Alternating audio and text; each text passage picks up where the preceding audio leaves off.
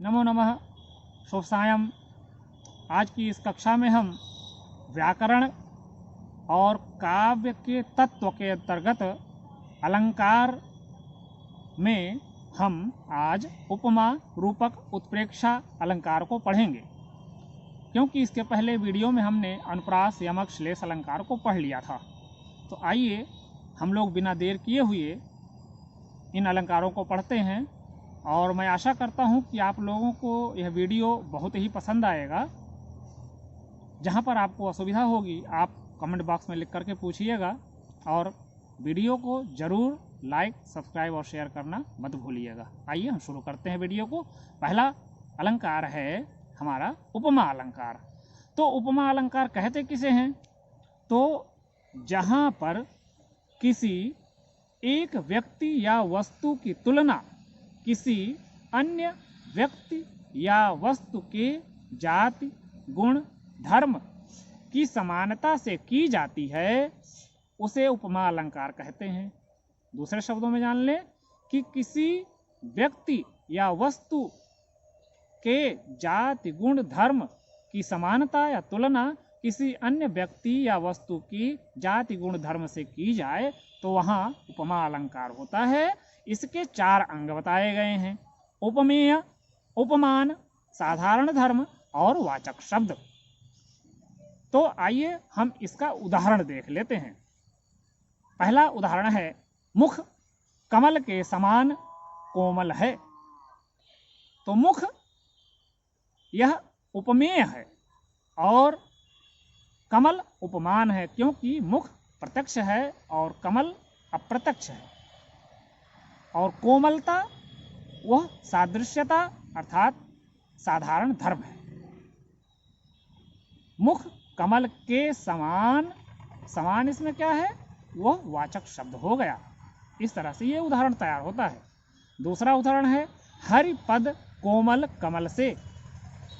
हरिपद कोमल कमल से, जो हरि का पद है, पैर है, वो कमल के समान कोमल है। अगला उदाहरण हम देख लें इसमें, पीपर पात सरस मन डोला। ये तीसरा उदाहरण है। पहला उदाहरण हमने क्या कहा? मुख कमल के समान कोमल है। दूसरा उदाहरण हरिपद कोमल कमल से। और तीसरा उदाहरण हमने बताया पीपर पात सरस मन डोला। चौथा उदाहरण क्या है? सुंदर नंद किशोर सो जग में मिले ना और। ये अगला उदाहरण था। इसके बाद अगला उदाहरण देखें हम, कुंद इंदु समदेह उमा रमा करुणा आयन। ये अगला उदाहरण है। अगला उदाहरण एक और देख लें हम, नील सरोरुह श्याम तरुण अरुण बारिज नयन। इस तरह से ये 5-6 उदाहरण जो आपको हमने दिया, इनमें से उदाहरणों को आप अच्छे से देख लें, पढ़ लें, समझ लें और जहाँ पर असुविधा आए आप हमसे कमेंट बॉक्स में पूछें।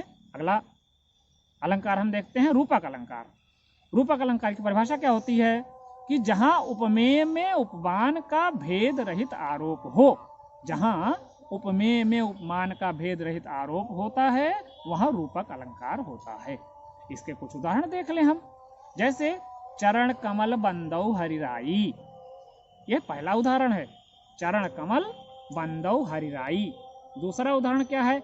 उदित उदय गिरि मंच पर रघुबर बाल पतंग विकसे संत सरोज सब हर से लोचन भृंग। या फिर अगला उदाहरण देखें, मुख चंद्र तुम्हारा देख सखी मन सागर मेरा लहराता। अगला उदाहरण देख लें, अवश्य चलिया बन राम पहूं भरत मंत्र भल कीन्ह शोक सिंधु बूढ़त सवहीं तुम अवलंबन दीन। इस तरह से ये आपके उदाहरण इसके भी कंप्लीट हो जाते हैं, पूर्ण हो जाते हैं। तो अगला उदाहरण हम एक ठो और देख लेते हैं, बंदौ पवन कुमार खल बन पावक ज्ञान घन जासु हृदय आगार बसहि राम सर चाप धर। इस तरह से ये आपके 4-5 उदाहरण हो गए। इनको भी आप अच्छे से ध्यानपूर्वक देख लेंगे और पढ़ लेंगे, समझ लेंगे। आइए अगला उदाहरण हम देखते हैं। अगला उदाहरण क्यों, परिभाषा उत्प्रेक्षा अलंकार की देखते हैं। उत्प्रेक्षा अलंकार की परिभाषा क्या होती है? जहां उपमेय में उपमान की संभावना की जाए वहां उत्प्रेक्षा अलंकार होता है। जैसे क्या है, इसके वाचक शब्द हैं, क्या क्या हैं? मनु मानो मनहु और जनु जानो जनहु। फिर से परिभाषा देखें हम, जहां उपमेय में उपमान की संभावना की जाए वहां उत्प्रेक्षा अलंकार होता है। उत्प्रेक्षा अलंकार के 4 वाचक शब्द हैं, क्या? जनु जानो जनहु और मनु मानो मनहु। अब आइए इसका उदाहरण हम देखते हैं। पहला उदाहरण है, सोहत ओढ़े पीत पटु श्याम सलोने गात मनोनील मनिशैल पर आतप पर्यो प्रभात। ये इसका पहला उदाहरण है। और एक उदाहरण क्या है, देखो एक मैथिली शरणगुप्त की कविता है, उसकी अंतिम लाइन में ये आता है उदाहरण इसका। क्या है वो? चारु चंद की चंचल किरणें खेल रही हैं जलथल में, स्वच्छ चांदनी बिछी हुई है अवनी और अंबर तल में, पुलक प्रकट करती है धरती हरित तृणों की नोकों से, मानो झूम रहे हैं तर भी मंद पवन के झोंकों से। हैं? इस तरह से ये इसका उदाहरण है। आइए अगला उदाहरण हम देखने का प्रयास करते हैं, कोशिश करते हैं कि अगले उदाहरण से हमको ये बात समझ में आ जाए। वो कौन सा उदाहरण है? देखिए क्या है, सखी सोहती गोपाल के उर गुंजन की माल, बाहिर लसत मोर पिए दावा नल की ज्वाल। एक और उदाहरण क्या है, कहती हुई यूं उत्तरा के नेत्र जल से भर गए, हिम के कणों से पूर्ण मानो हो गए पंकज नए। ये इसके 3 उदाहरण हमने देखे और इसका उदाहरण, और हमको इसके उदाहरण को जानने की ज़रूरत नहीं है, इससे हम पर्याप्त समझ सकते हैं कि आपको समझ में आ गई होगी बात। तो इन उदाहरणों को आप लोग अच्छे से ध्यानपूर्वक के पढ़ लें, सुन लें और जान लें। एक उदाहरण आइए और हम देख लेते हैं। तरनी तनुजा तट तमाल तरुअर बहु छाए, और झुके कूल सो जल परसन हित मनहु सुहाए।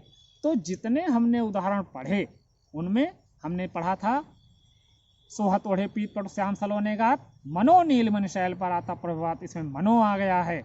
या फिर मानो हवा के जोर से सोता हुआ सागर जगा, एक उदाहरण ये भी है, तो इसमें मानो शब्द आ गया है। या फिर एक उदाहरण और हमने पढ़ा था, वो था कि शुरू में ही देखा था हमने, सखी सोहत गोपाल के उर गुंजन की माल, इसमें भी देखिएगा जो है क्या शब्द आया है, मनो शब्द आया है। क्या है, बाहिर लसती मोर पिए, बाहिर लसती मनो पिए, मनो शब्द आया है, इसलिए यहाँ पर भी उत्प्रेक्षा अलंकार होगा। जिस काव्य में मनु मानो मनहु या जनु जानो जनहु शब्द आ जाएं उसको समझ लेना चाहिए कि यहाँ उत्प्रेक्षा अलंकार होगा। तो इस तरह से ये 3 अलंकार हमने पढ़ा। अगली कक्षा में हम आगे का देखेंगे। तो आप लोगों को बहुत बहुत धन्यवाद।